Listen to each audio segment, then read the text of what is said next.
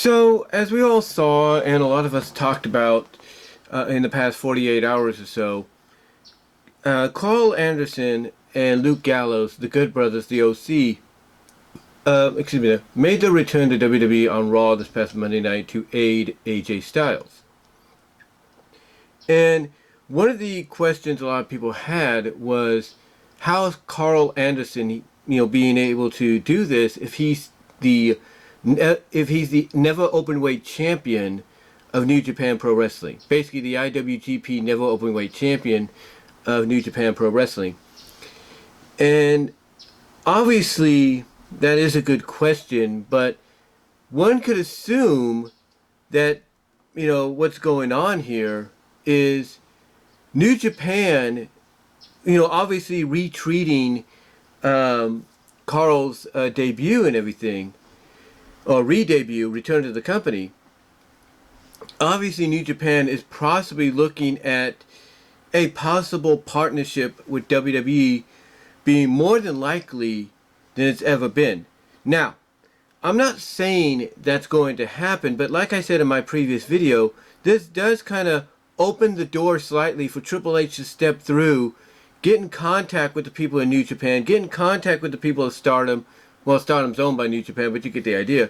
But get in contact with them, get in contact with Pro Wrestling Noah, All Japan, and try to see how things are presented over there so that he could start, basically building the foundation, laying down the dirt, if you will, the cement, to start the creation of NXT Japan like he wanted to a long time ago.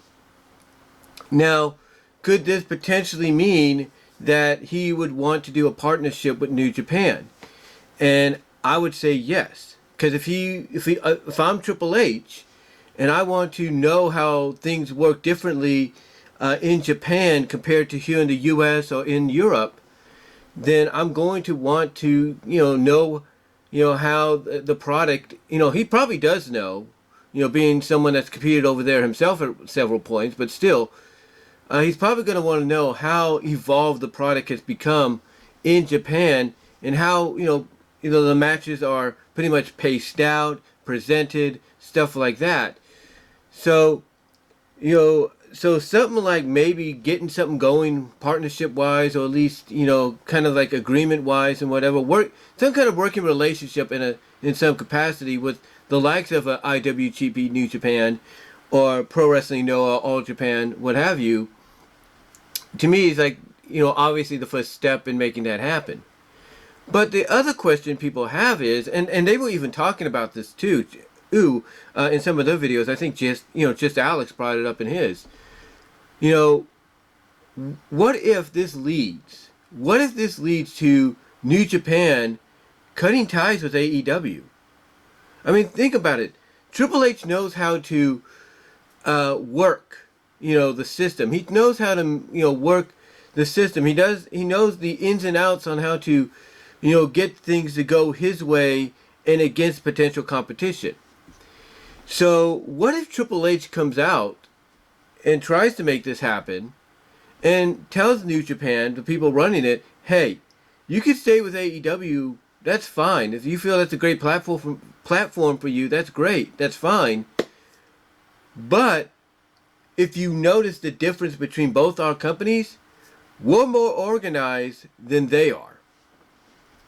And and he can point out some other things, like how much have they promoted New Japan since Forbidden Door. You see what I'm saying? It's like, how much have they really supported New Japan and Stardom since Forbidden Door? He can point that out. He can point out the news of what happened after All Out with the media, the media scrum and the brawl after that. He can point out what recently happened with Andrade and Sammy. How Tony Khan basically is losing control. And he could basically offer them an ultimatum. Well, I wouldn't say an ultimatum, but an option, a proposal. Come to us and leave AEW behind until they get the crap together. And then if you want to leave us and go back to them, that's fine. And I think Triple H is the kind of guy that would honestly make that kind of an offer. He would say, hey, look, cut ties with them for the time being until they get the stuff together. You know, come work with us. And once they get their act together and you decide, okay, you've done what you can with us and you want to go back and test the waters with AEW again, you're more than free to do so. And that's something that I could see happening. And think about the possibilities, too, what this could mean for upcoming events like the Royal Rumble in San Antonio. You know, if Triple H is to get something like this done, not saying he's going to make that a priority, but if he wants to get the first, you know, the first foundation, the first parts of that NXT Japan foundation, you know, built, or at least, you know, settled in Japan, you know, making a partnership with probably the WWE of Japan, that being New Japan itself, is one way to go. Is one way to go. And again, you know, to me, you look at upcoming events like the Royal Rumble, imagine how much more spectacular the Royal Rumble could be if he gets some kind of working relationship, working agreement with New Japan, and suddenly we see one of the entries in the Royal Rumble being Kazuchika Okada. Yeah, think about that. One of the participants could be Kazuchika, could basically be Okada. Think about it, the Rainmaker in the Royal Rumble match. Imagine that. Imagine the pop, you know, he will get the moment people hear that coin drop in the Alamo Dome in San Antonio, and the reaction he'll get. I'm just saying, you know, it's something to really think about. To really think about, if you will. I mean, the other possibility too is like, imagine if you hear Naito's or Tanahashi's music hit and they enter the Rumble. Again, you know, the possibilities are just like endless in my opinion. But here's the catch though. That all depends and hinges on whether or not Karl Anderson will drop his Never Openweight Championship to Hikuleo, who's his scheduled opponent on November 5th. Which, by the way, if you're wondering, well, what do you mean by, you know, dropping it to Hikuleo? Well, it's come out, obviously officially confirmed, that he's going to be allowed to defend the championship at their next event on November 5th. One of the next major events on November 5th. He will be able to defend his Never Openweight Championship. Now, whether or not this is just a one-time deal, and afterwards he goes and be fully committed to WWE, you know, that's an entirely different story. And if that is the case, that means obviously this working relationship is just a one-time deal, you know, to test the waters and then leave it at that. And, you know, New Japan continues partnerships with AEW and Impact and so on. But again, here's the other catch to it. Here's the stinger, if you will. The stinger to AEW. The fatal, I wouldn't say fatal stinger, but basically the wake-up call for them to get their act together if they want to continue pursuing and keeping partnerships with other companies around the world. The other catch and stinger to this would be, what if Karl Anderson retains? That's something to really think about. And suddenly he shows up maybe on the following Raw with the Never Openweight Championship over his shoulder. I'm just saying, imagine that possibility and what that could do to AEW. Now, is there a good chance that New Japan could say, look, we want to stay with AEW, but we do want to work with you? Is there a good chance they could work with both companies? Oh, absolutely. Absolutely. I mean, think about this kind of scenario. You could have Okada 1 week on Dynamite competing, and then he'll be competing the following week on SmackDown. That's crazy. That's crazy.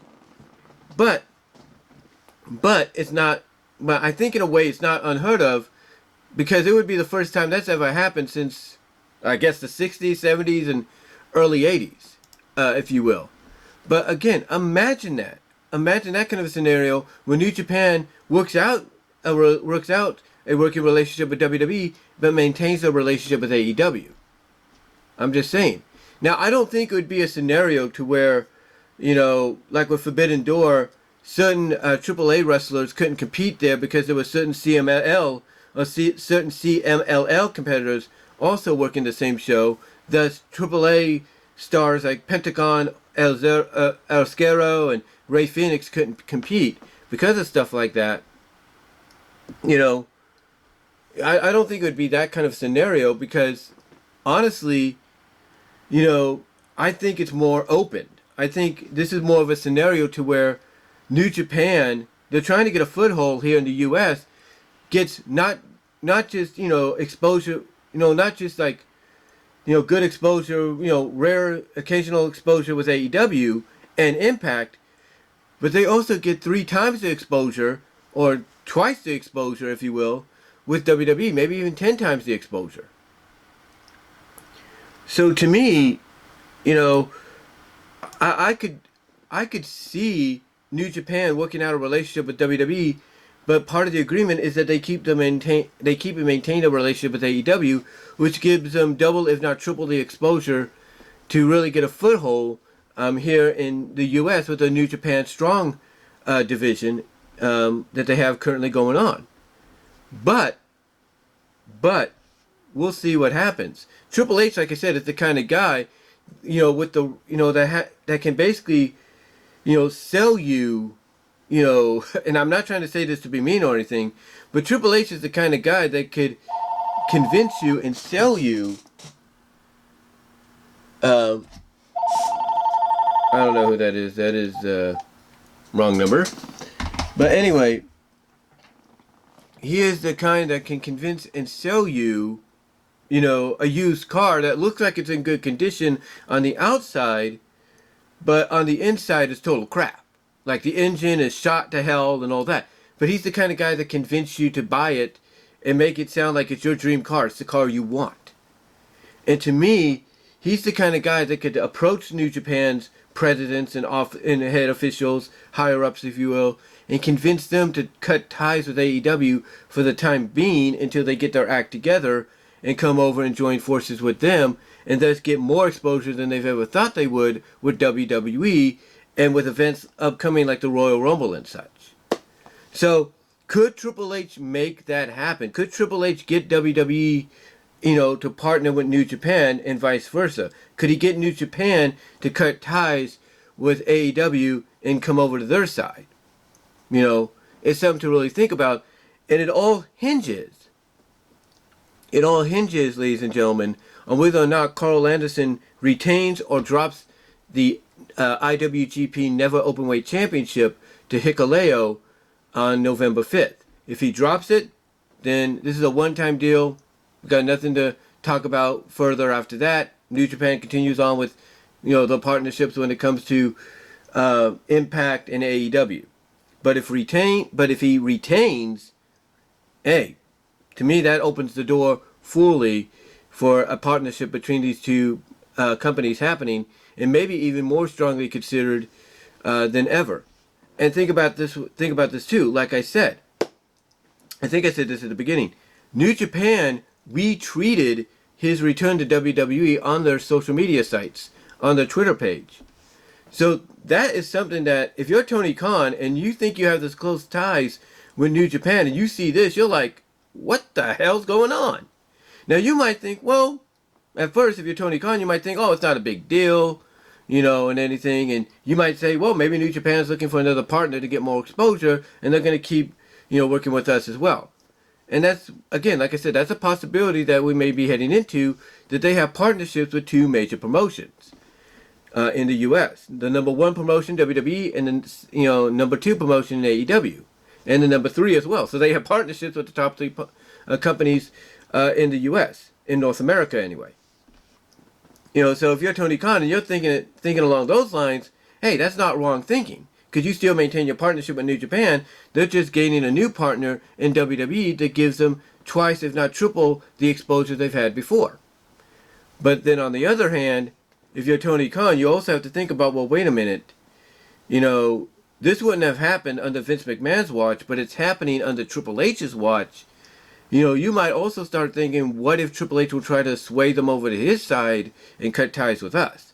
Because of, you know, obviously what everybody is hearing when it comes to the backstage environment and the drama and stuff going on there. Just saying.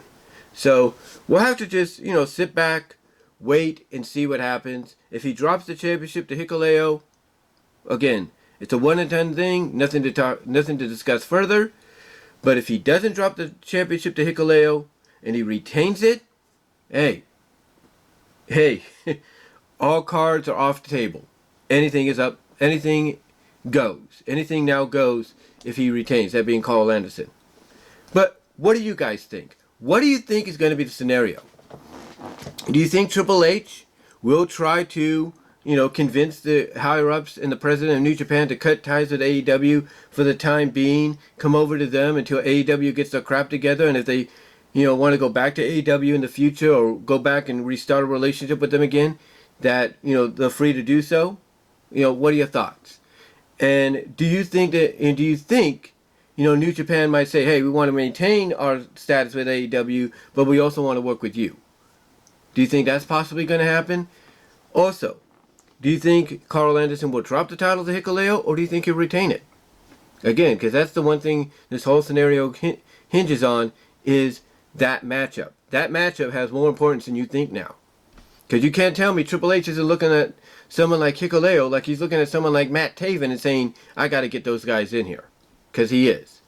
But what are your thoughts? What are your thoughts on it? And do you think with this going on, like I've mentioned before, that this is just the first step in Triple H, establishing an NXT promotion or developmental brand in Japan?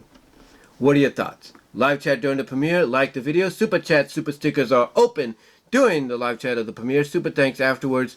Also check me out at patreon.com/BWRoses to support me with a $1 or $3 tier. You can also find me at BW Roses Discussions at all your favorite podcast locations except for Pandora. Also check me out at VENMO at BW Roses for content you can't get anywhere else. Also check me out at VENMO at Brian-Warmer-2 and at Cash App at BW Roses98 to support me as soon as possible, right away if you can, because right now I can tell you I can definitely use it, because I don't know when I'm going to get my California stimulus because of the gas price inflation over the past year. I don't know when that's coming, but if you guys can help me out there, that would be greatly appreciated. Also, check me out at deviantart.com, says BVW1979, and check out the Teespring store as well for merchandise you can't get anywhere else. But let me know what your guys' thoughts are. Where do you see this going? How do you think it's going to play out? And until next time, I will talk to y'all later.